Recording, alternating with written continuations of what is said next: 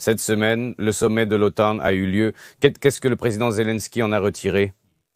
Les États-Unis et l'Europe comprennent et comment ils comprennent et évaluent les menaces venant de la Russie.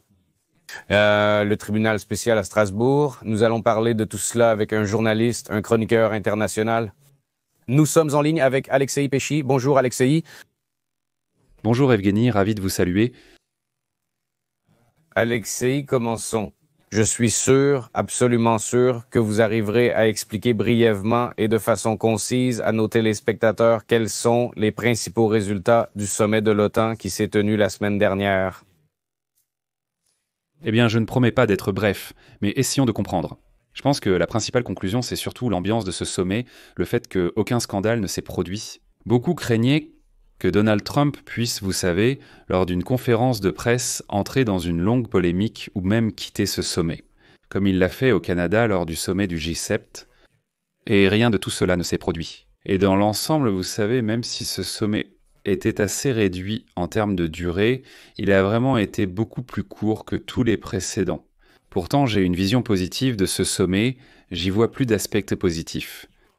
Et même si, par exemple, dans le communiqué final de ce sommet, il n'y avait pas de mention aussi étendue de l'Ukraine, ni de larges références à l'avenir de l'Ukraine dans l'OTAN, il y a eu une brève remarque indiquant que la voie de l'Ukraine vers l'OTAN est irréversible. J'aborde cela avec un certain scepticisme, d'une part parce que, par exemple, la voie de la Turquie vers l'Union européenne est également irréversible, et cela dure déjà depuis environ 40 ans. Il semble suivre cette voie, mais il n'adhère toujours pas. Et ici, je donne cet exemple non pas pour, vous savez, effrayer le spectateur ukrainien en disant que nous allons nous aussi mettre 40 ans à rejoindre l'OTAN. Non, ici, il faut simplement, vous savez, peut-être un peu réduire nos attentes sur cette question, à savoir, quand allons-nous enfin rejoindre l'OTAN? Et justement, aujourd'hui, je réfléchissais à ce sujet et je m'en suis souvenu. En fait, les vagues d'élargissement de l'OTAN au XXIe siècle ont déjà eu lieu. D'abord en 1999, puis en 2004. Voici les deux principales vagues qui concernent l'Europe de l'Est et l'adhésion des pays d'Europe de l'Est à l'Alliance Atlantique. Et ici, il faut regarder ce qui s'est passé pendant cette période, d'une part avec ces pays et le bloc de l'OTAN, et d'autre part ce qui se passait en Russie. Et nous verrons que, par exemple, lorsque, en 2000, disons, commençons par 1999, en 1999, lors de l'élargissement, la Pologne, la Tchéquie et la Hongrie ont rejoint. Que se passait-il en Russie? Là-bas, une lutte acharnée pour le pouvoir suprême dans ce pays se développait. Eltsine était déjà affaibli, Poutine n'était pas encore président, la Russie s'engageait dans la deuxième guerre de Tchétchénie. Et dans l'ensemble, la situation politique en Russie était très précaire et instable. Une vague d'élargissement se produit. Et en 2004, la Bulgarie, l'Estonie, la Lituanie, la Lettonie, la Roumanie, la Slovaquie, la Slovénie. Un tel élargissement massif de l'OTAN. En Russie, encore une fois, il y a des élections, les événements de Beslan, encore la poursuite de la guerre en Tchétchénie, encore une situation instable. En 2023, 2024, la Suède, la Finlande. La guerre à grande échelle de la Russie contre l'Ukraine. C'est-à-dire que cet élargissement a toujours eu lieu, d'abord au moment de la faiblesse de la Russie elle-même, et ensuite lorsque ces pays étaient prêts pour cela. Et maintenant, nous arrivons au moment le plus intéressant. Il ne faut pas considérer l'absence de mention de l'adhésion de l'Ukraine à l'OTAN dans ce communiqué comme quelque chose de critique. Parce que l'événement principal de ce sommet, c'était justement l'accord trouvé pour consacrer 5% du produit brut à la défense. Et nous avons vu dans le communiqué une phrase intéressante que j'ai notée spécialement pour moi. C'est-à-dire que dans ce document final du sommet de l'OTAN, il est clairement indiqué, et je cite, « Les Alliés réaffirment la constance de leurs engagements souverains à soutenir l'Ukraine, dont la sécurité constitue une contribution à notre propre sécurité. Et à cette fin, ils incluront leur don direct à la défense de l'Ukraine et leur contribution à son industrie de défense dans le calcul de leurs propres dépenses de défense. » Voilà, c'est l'essentiel. Et ce qui se disait dans les coulisses du sommet de l'OTAN, c'est qu'en atteignant ce seuil de 5% du produit intérieur brut pour la défense, environ 0,25% sera alloué à l'aide à l'Ukraine. Voilà, c'est le plus important. Cela signifie qu'en fait, nous sommes déjà intégrés dans les structures de l'OTAN. La résolution de la question de jure est reportée au moins pour la durée de la présidence de Trump. En grande partie, cela dépendra des résultats de la guerre russo-ukrainienne. Et il est évident que, tout comme la Suède et la Finlande, nous suivrons notre propre chemin vers l'adhésion à l'OTAN, mais il est très important que nous soyons déjà intégrés dans ce système. Et c'est un bon signal pour l'Ukraine que la question de l'aide militaire à notre pays soit prise en compte. Elle est désormais pleinement intégrée dans les dépenses de défense des pays membres de l'OTAN eux-mêmes. Cela facilite grandement tout le processus bureaucratique pour les membres de l'OTAN eux-mêmes. Parce que, souvenons-nous, auparavant, il pouvait y avoir de longs retards lors du vote dans les parlements locaux. Combien allouer à l'aide à l'Ukraine ? Des questions se posaient, par exemple en Allemagne, sur le plafond de la dette publique. Pouvait-on aller plus loin ? Là-bas, chaque milliard ou 2 de dollars supplémentaires était soumis au vote pour augmenter cette aide. Et nous avons vu cela dans les actualités distinctes, que par exemple l'Allemagne ou la France accordaient 1, 2 ou 3 milliards de dollars d'aide supplémentaires à l'Ukraine. C'était un événement. Mais maintenant, ces questions passent pas davantage dans l'ombre. Et, en conséquence, maintenant Emmanuel Macron ou Friedrich Merz n'auront plus à se casser la tête pour convaincre leur propre Parlement de voter pour un paquet d'aides supplémentaires. Il ne sera plus nécessaire de le faire maintenant. Autrement dit, il y a des dépenses claires pour la défense de son propre pays dans le cadre de l'OTAN, et dans ce paquet, l'aide à l'Ukraine est déjà incluse. C'est un bon signal, et c'est un signal assez positif. Un autre point positif. Ce que je voudrais également souligner, c'est la rencontre entre Zelensky et Donald Trump, après laquelle nous avons entendu un certain signal indiquant que l'Ukraine recevra tout de même des missiles pour les systèmes Patriot et peut-être les systèmes Patriot eux-mêmes. Et voici encore un autre, le plus important à mon avis. Résultat de ce sommet, c'est que tous les membres de l'OTAN ont désormais une compréhension générale de la manière dont l'Alliance Atlantique doit agir à l'avenir sous la présidence de Donald Trump. C'est-à-dire que, si nous avons observé pendant presque les 6 premiers mois un certain doute, Macron avec Keir Starmer puis avec Friedrich Merz faisait même des allers-retours à Washington, essayait d'essayer de négocier, il n'était pas clair comment cette structure allait fonctionner à l'avenir. Il y avait des craintes que les États-Unis, même s'ils ne quittent pas l'OTAN, pourraient interpréter l'article 5 de la charte de l'OTAN d'une manière totalement différente de celle des Européens. Il y avait beaucoup de questions concernant la coordination de l'aide à l'Ukraine par l'Alliance Atlantique. Lors de ce sommet, il m'a semblé que tout est devenu clair. Cette compréhension de la manière d'agir est apparue. C'est-à-dire que l'Europe a finalement accepté le fait que sa défense est sa propre responsabilité. C'est ce dont Donald Trump a beaucoup parlé, et l'Ukraine fait justement partie de cette même défense de l'Europe. Parce qu'avec les États-Unis d'Amérique, comme on dit, il ne faut pas demander de l'aide, mais l'acheter. Et lors de ce sommet, nous avons vu cette dynamique, que l'Europe en est pleinement consciente. L'Europe, comme vous le savez, avant ce sommet, a fait ses devoirs, a pris une décision importante concernant l'augmentation des dépenses de défense au sein de l'Union européenne. Comme vous le savez, un programme de plusieurs milliards a été adopté pour le développement du complexe militaro-industriel, et l'Ukraine est déjà incluse dans ce programme. C'est-à-dire que l'Europe comprend parfaitement toutes les ambitions, toutes les actions de Donald Trump, et comprend qu'il ne sera pas possible de demander les mêmes systèmes patriotes à Trump sous forme d'aide. Il faudra les acheter. L'Europe y est prête, l'Ukraine y est tout à fait prête. Et à partir de ce point, nous pouvons enfin avancer en pleine coordination avec Donald Trump.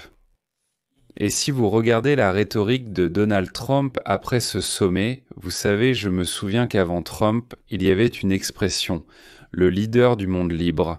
Et après ce sommet, dans les propos de Donald Trump, j'ai vu pour la première fois, personnellement, qu'il ne ressemblait pas seulement au leader des États-Unis d'Amérique, mais bien au leader du monde libre.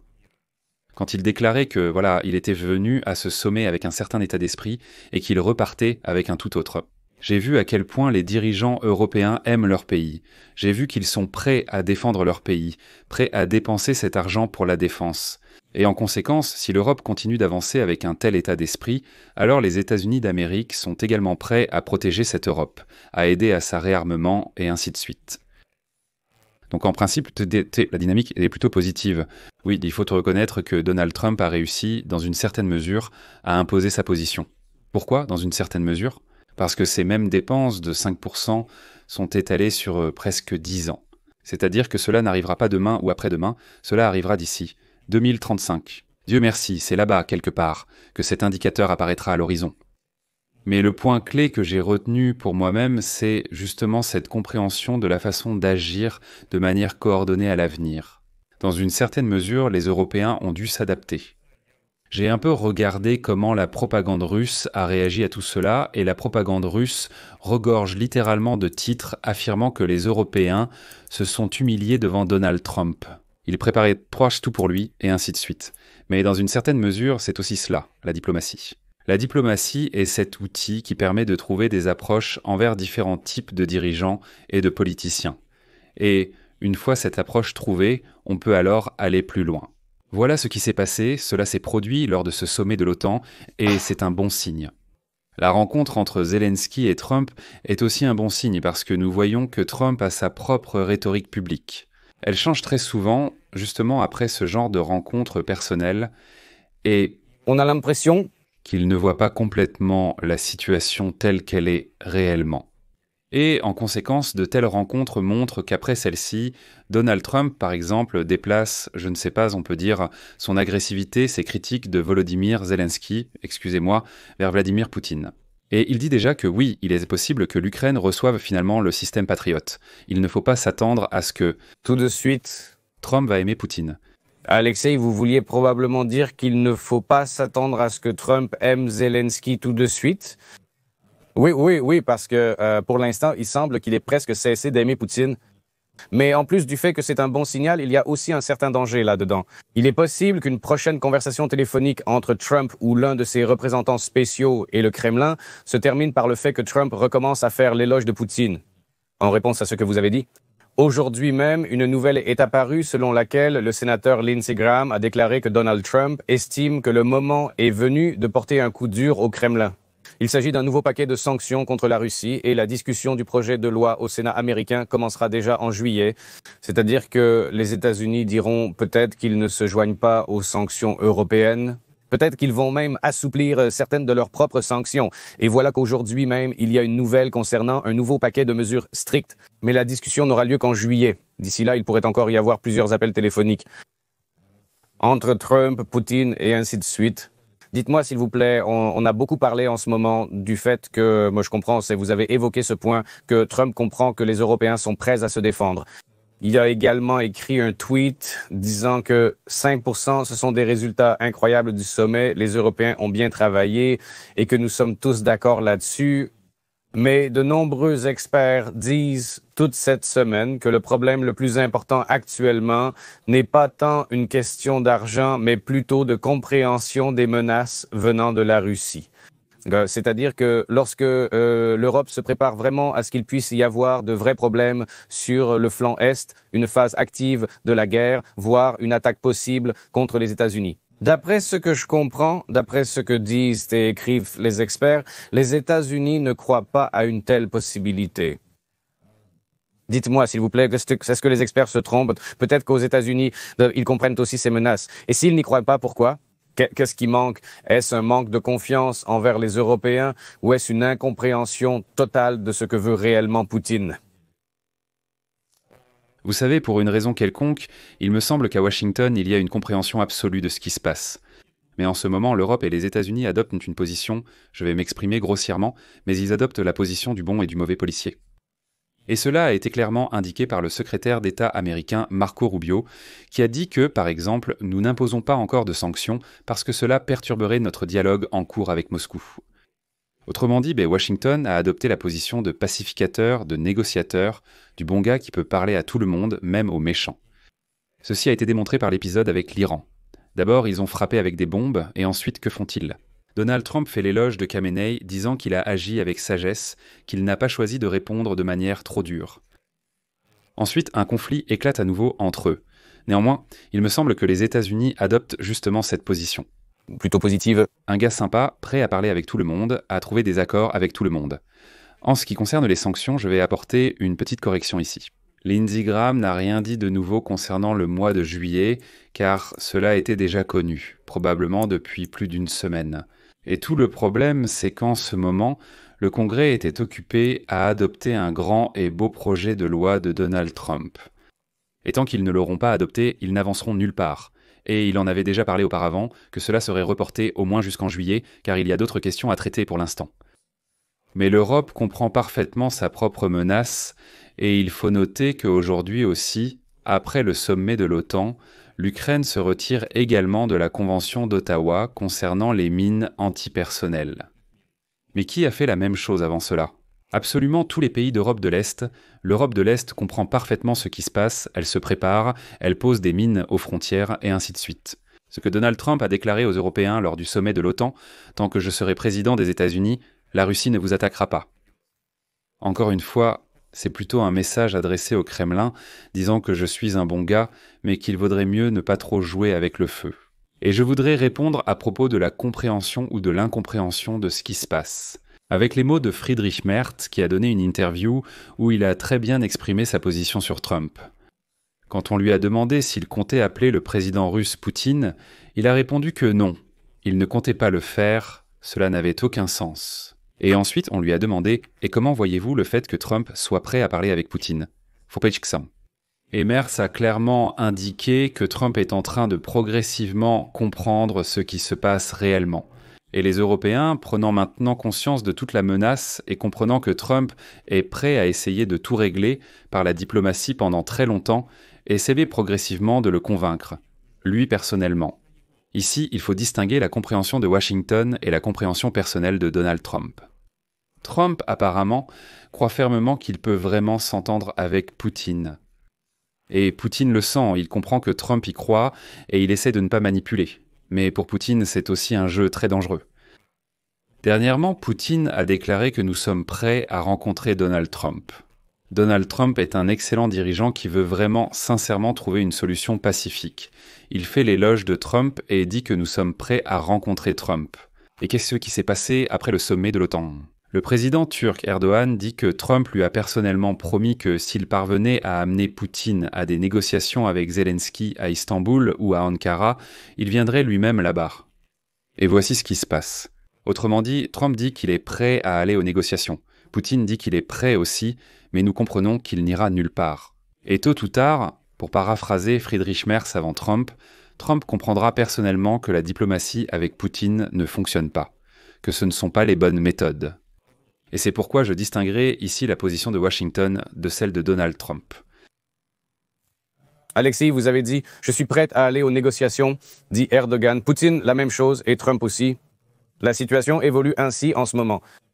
La semaine dernière, il y a eu la libération de prisonniers politiques en Biélorussie et des représentants spéciaux des États-Unis étaient en Biélorussie.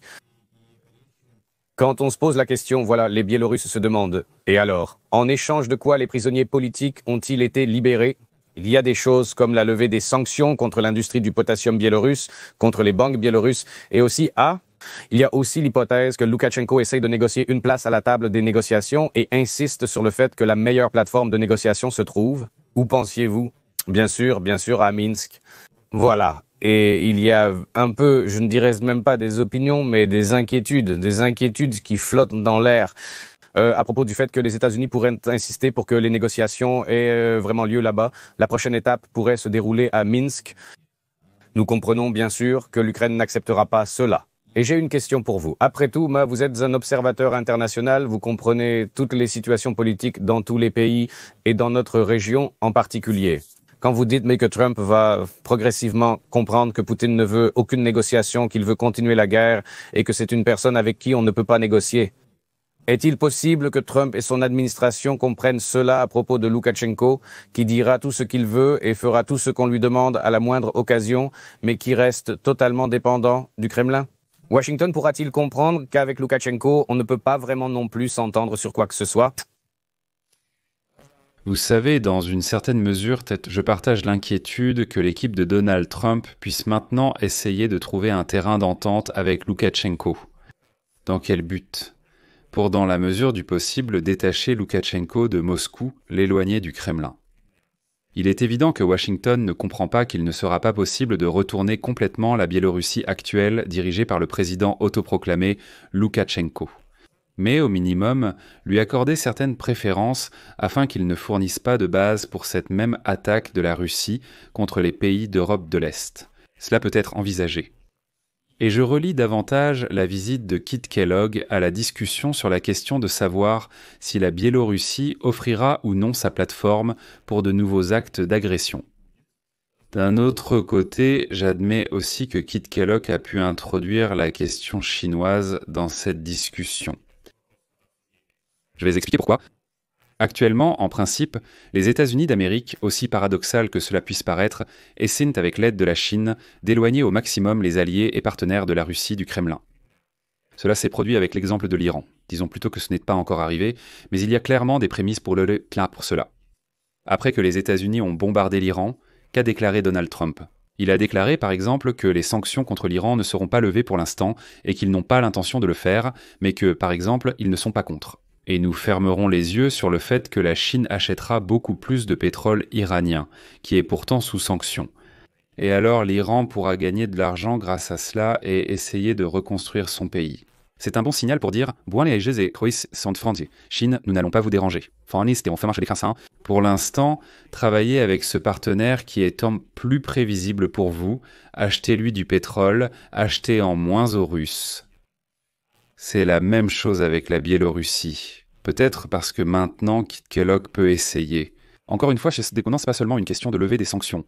Il y a aussi les engrais potassiques, ça, et tout le reste. Ce ne sera probablement pas destiné à l'Europe. C'est encore une fois un signal indiquant que nous pouvons fermer les yeux sur votre coopération avec la Chine. Développez donc cette coopération avec Pékin, pas avec Moscou, essayez plutôt de vous tourner davantage de ce côté-là.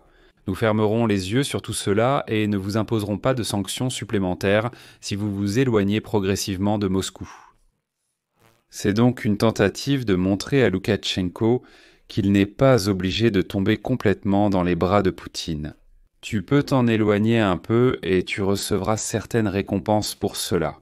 J'associe davantage les événements actuels de ce mois-ci, notamment la visite de Kit Kellogg, à cela plutôt qu'à l'idée que Washington dise « Oui, en effet, Minsk est une excellente plateforme de négociation. » Pourquoi ? Parce que Kiev n'acceptera déjà plus de cela. Mais Kiev N'acceptera plus cela. Il est déjà absolument évident que ce n'est pas la plateforme où l'on peut mener des négociations. Alexei, dites-moi s'il vous plaît, qu'est-ce que l'Europe voulait montrer à Loukachenko lorsque un organe, le tribunal international contre Loukachenko, a été créé pour complicité dans la guerre et pour l'enlèvement illégal d'enfants ukrainiens du territoire de l'Ukraine? Voici le tribunal international et Pavel Latouchka dit directement que tous les documents sont là, qu'il y aura un tribunal, qu'il y aura un mandat. En gros, ils l'arrêteront à la première occasion. Qu'est-ce que l'Europe voulait montrer Loukachenko? Regarde-moi ça, allez, tourne-toi de Moscou, sinon on va vraiment émettre un mandat d'arrêt. Faites attention, Loukachenko a déjà commencé à se détourner un peu. Si on regarde la déclaration concernant les exercices Zapad 2025 déjà. En effet, le régime de Loukachenko a déclaré que nous n'allions pas les organiser près des frontières occidentales, que nous allions essayer de ne pas provoquer les Européens, que nous les organiserions un peu plus à l'intérieur de notre pays, afin qu'en Pologne et dans les pays baltes, ils ne pensent pas que nous prévoyons de les attaquer. Encore une fois, c'est une tentative de montrer qu'il vaut mieux garder une certaine distance avec nous et surtout ne pas trop se rapprocher de Poutine. Reste donc dans le statut que tu occupes actuellement.